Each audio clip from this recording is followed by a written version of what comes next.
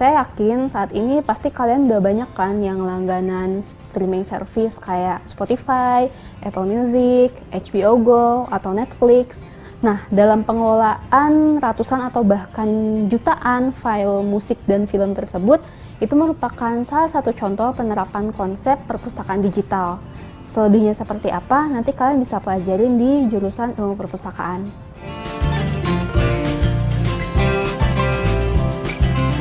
Di ilmu perpustakaan, kita akan belajar bagaimana memanajemen perpustakaan, arsip, dokumen, dan informasi. Kita juga akan diajarkan tentang tata kelola organisasi. Dan informasi-informasi yang dikelola tadi tentunya bukan hanya untuk kebutuhan pelestarian, tapi juga bagaimana supaya ada proses transfer informasi ke orang-orang yang membutuhkannya. Karena itu, kita juga dibekali ilmu tentang layanan terima dan pemanfaatan multimedia untuk kemas ulang informasi. Dan selain itu, karena wadah informasi ini berubah terus seiring perkembangan zaman, makanya anak ilmu perpustakaan itu juga dibekali kemampuan dasar tentang IT. Dan saat ini bahkan trennya sudah mulai ke arah penambahan kemampuan baru di bidang data analisis.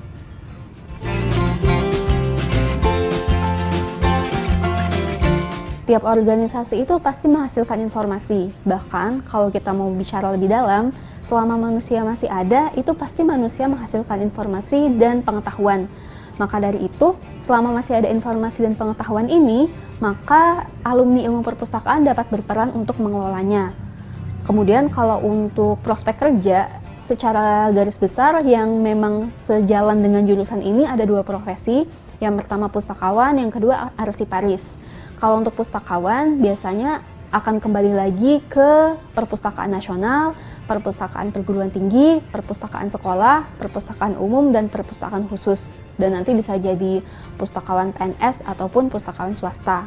Kalau untuk arsiparis, ini juga hampir semua lembaga negara membutuhkan arsiparis ya untuk pengelolaan dokumen mereka. Jadi ada formasi PNS-nya. Dan kalau untuk di perusahaan swasta besar, itu juga biasanya butuh tenaga arsiparis. Mungkin penamaannya bisa berbeda-beda, ada yang memang dinamakan arsiparis, ada yang disebut data controller, tapi inti pekerjaannya sama.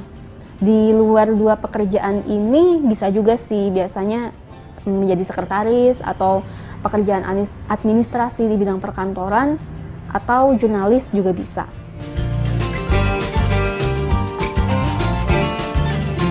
Belajar banyak hal sih yang mudah diterapkan dan bermanfaat baik untuk karir profesional maupun pengembangan diri personal. Dan selain itu, ilmu ini tuh multidisiplin banget, jadi saya merasa banyak dapat skill tambahan yang bermanfaat untuk bekal diri ke depannya.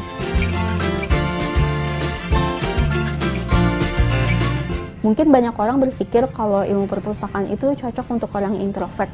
Menurut saya enggak sih, ini cocok untuk orang yang introvert maupun ekstrovert, karena pada pekerjaan di lapangannya nanti ada pekerjaan yang sifatnya layanan front office ya di depan ataupun back office yang sifatnya seperti pengolahan atau pengelolaan dokumen di belakang layar. Kemudian kalau memang ditanya secara spesifik apa yang cocok untuk jurusan ini, saya rasa sih orang yang suka membaca ya, yang punya minat besar di bahan bacaan, kemudian orang yang punya kemampuan analisis yang baik, teliti, suka pekerjaan kantoran, dan kreatif.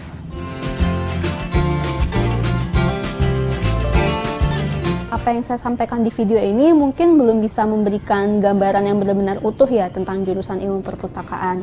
Karena dalam perjalanan yang saya rasakan juga dan teman-teman saya rasakan dengan kapasitas kami sebagai pustakawan, ternyata banyak hal-hal di luar dugaan yang kami kerjakan. Misalnya ternyata kami juga melakukan survei, kami melakukan penilaian perpustakaan keliling Indonesia, bahkan kami juga mengajar. Jadi menurut saya pada akhirnya teman-teman bisa pilih jurusan sesuai bakat dan minat teman-teman serta restu orang tua masing-masing. Selebihnya nikmati saja prosesnya.